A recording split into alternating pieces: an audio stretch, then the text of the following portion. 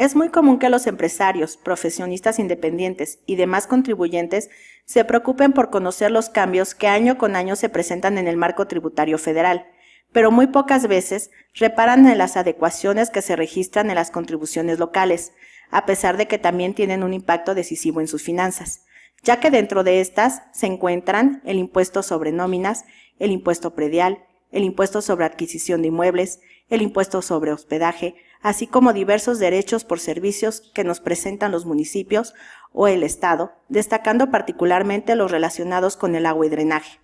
Por esta razón, es que decidimos comentar acerca de los principales cambios que se presentan para 2018 en el Estado de México.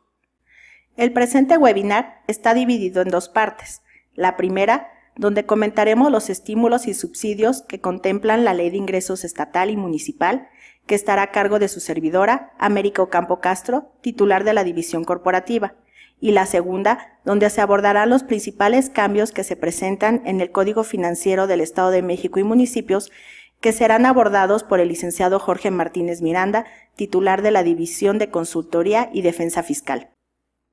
Primeramente, es necesario recordar cuáles son los ordenamientos fiscales que tenemos en la entidad mexiquense. Así encontramos que tenemos una ley de ingresos estatal y una ley de ingresos de los municipios, donde encontramos el catálogo de los ingresos que percibirán el Estado y sus municipios, los subsidios, estímulos y bonificaciones vigentes para el ejercicio fiscal de 2018, y ambas tienen una vigencia anual. También contamos con el Código Financiero del Estado de México y municipios, en el que encontramos los principios generales de tributación, nacimiento, determinación y extinción de créditos fiscales, los derechos y obligaciones de los contribuyentes, las facultades de las autoridades fiscales, así como los elementos de las contribuciones vigentes, el procedimiento administrativo de ejecución, entre otros aspectos. También tenemos el reglamento del título quinto del Código Financiero, denominado del catastro, y no hay que olvidar las tablas de valores, tanto del suelo como de construcción, que son necesarias para el cálculo de los impuestos relacionados con la propiedad inmobiliaria. En términos generales, para el ejercicio fiscal 2018, encontramos que en el Estado de México se introduce un nuevo impuesto a la venta final de bebidas con contenido alcohólico. Continúan los estímulos vigentes en 2017 y la mayoría de las adecuaciones están orientadas a la actualización de las tablas y tarifas de las contribuciones. Al revisar la Ley de Ingresos del Estado de México, encontramos que se estima que la entidad tendrá un ingreso total de 280,706 millones, lo que representa un incremento del 8% aproximado respecto del ejercicio fiscal de 2017. Del total de ingresos, 19,920 millones corresponden a impuestos recaudados, donde destaca el impuesto sobre erogaciones, pues se estima que por dicho concepto se recaudará 11,786 millones, es decir, un 7% más de lo que se obtuvo en 2017. Por lo que hace al nuevo impuesto a la venta final de bebidas con contenido alcohólico, se estima que se recaudarán 283,271 millones de pesos. Continuando con la Ley de Ingresos Estatal, en ella encontramos que para el impuesto sobre erogaciones aplicará un subsidio del 100% en el pago del impuesto y por 36 meses posteriores a su generación o cambio para quienes generen empleos nuevos en el Estado, para trabajadores de 60 años o más, o para personas que hubiesen concluido una carrera terminal, técnica, tecnológica o profesional en los años 2016, 2017 o 2018. Tengan fuentes de empleo en cualquier entidad federativa distinta al Estado de México y las cambien al Estado, o bien inicien operaciones con su fuente de empleo y domicilio fiscal en el Estado. También para quienes contraten personal que acceda por primera vez al mercado laboral, gozarán de un subsidio del 100% por los 24 meses posteriores a su contratación. En la Ley de Ingresos de los municipios encontramos que tratándose del impuesto predial, cuando se realice el pago anual anticipado en una sola exhibición, se otorgará una bonificación del 8% en enero, del 6% en febrero y del 4% en el mes de marzo. Además, para aquellos contribuyentes que en los 2 últimos años hayan pagado el impuesto puntualmente, gozarán de una bonificación adicional del 8% en enero, del 6% en febrero y del 2% en marzo.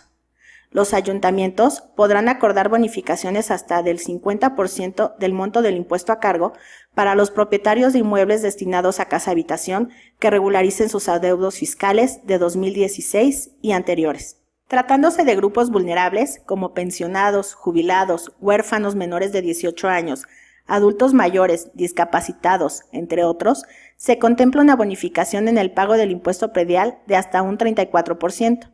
También se establece que el importe anual a pagar del impuesto predial no podrá exceder del 20% del incremento respecto al monto que se debió pagar en el ejercicio fiscal de 2017. Para las personas de grupos vulnerables se contempla una bonificación de hasta el 38%. Los ayuntamientos podrán acordar en favor de los contribuyentes sujetos al pago de los derechos de agua potable y drenaje que lleven a cabo la regularización de sus adeudos durante el ejercicio fiscal de 2018 estímulos fiscales a través de bonificaciones de hasta el 50% del monto de la contribución a su cargo por los ejercicios fiscales anteriores, incluyendo los accesorios legales causados. En el caso del impuesto sobre tenencia o uso de vehículos, se otorga un subsidio del 100% en el pago de este impuesto a partir del 1 de enero hasta el 31 de marzo de 2018 a los siguientes contribuyentes: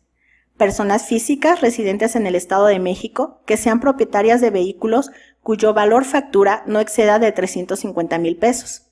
Personas jurídicas colectivas con domicilio en el Estado con fines no lucrativos cuyo valor factura del vehículo no exceda de 350,000 pesos. Transportistas concesionarios o permisionarios autorizados por la Secretaría de Movilidad del Gobierno del Estado de México por los vehículos automotores destinados al servicio público de transporte sin importar el valor de factura. Este subsidio lo encontramos en el acuerdo mediante el cual se subsidia el pago del impuesto sobre tenencia o uso de vehículos, publicado en la Gaceta de Gobierno del Estado de México el pasado 29 de diciembre de 2017. Hasta aquí hemos abordado la parte correspondiente a los subsidios. A continuación, le cedemos la palabra al licenciado Jorge Martínez, quien abordará los cambios contemplados en el Código Financiero del Estado de México y municipios. Gracias, licenciado Ocampo. Soy el licenciado Jorge Martínez y a continuación hacemos referencia a las reformas más sobresalientes de la parte general del código referido, las cuales detallamos enseguida.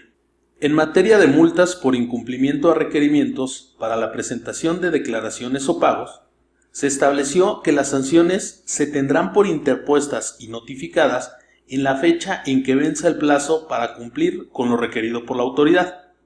También se consignó que además de la imposición de la multa, la autoridad podrá hacer efectiva al contribuyente una cantidad igual al monto mayor determinado en los últimos 6 pagos o declaraciones.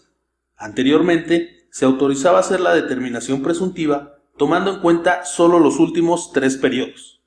Con relación al domicilio fiscal, se precisó que en caso de que el contribuyente no sea localizado, se considerará como tal el que señalen las entidades financieras, cuanto los contribuyentes sean usuarios de los servicios que prestan esas organizaciones. Por cuanto hace a obligaciones de los contribuyentes, se reduce el término para que estos se inscriban en el registro de causantes,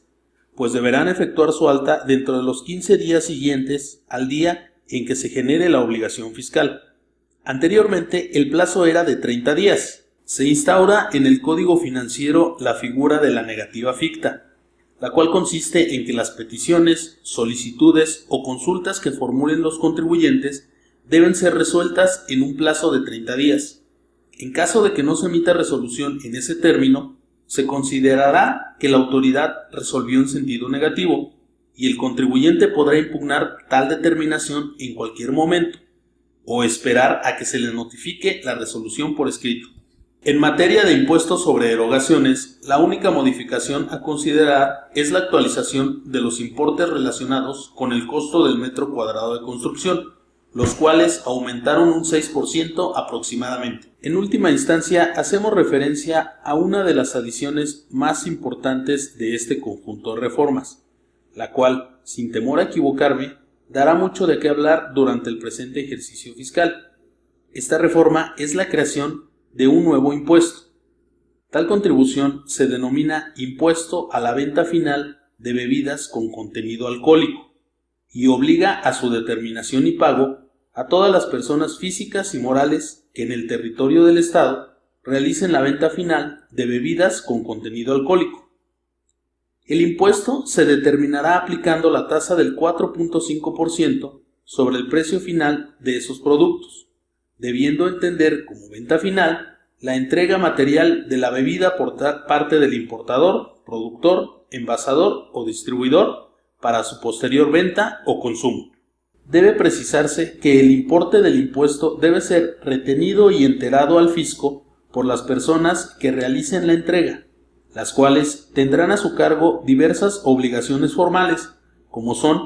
darse de alta como causantes de esa contribución ante la Secretaría de Finanzas, llevar un registro pormenorizado de las ventas de ese tipo de bebidas, identificando las cantidades que integran la base del impuesto, y expedir comprobantes de conformidad con los requisitos que señala el código referido.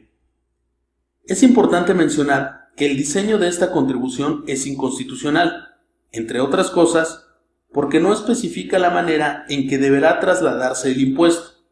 además de que en el eslabón final de la cadena de traslación se le deberá hacer la retención a sujetos que no son causantes del mismo, como serían los particulares que adquieran las bebidas de los distribuidores, los bares, centros nocturnos y restaurantes con venta de bebidas alcohólicas, por lo que los contribuyentes en determinadas circunstancias podrán combatir ese gravamen mediante la interposición del amparo indirecto en su contra. De todo lo anterior, se puede advertir que son mínimas las modificaciones fiscales locales, salvo la inclusión del nuevo impuesto antes mencionado,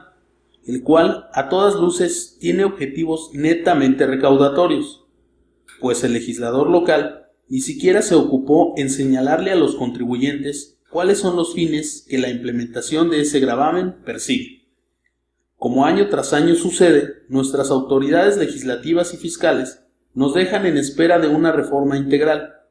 que contribuya a crear escenarios de mayor competitividad en el Estado y evite los abusos reiterados de que son objeto los contribuyentes por parte de las autoridades fiscales del Estado de México. Por último, te invitamos a seguir los contenidos que generamos, los cuales puedes encontrar en nuestras redes sociales y sitio web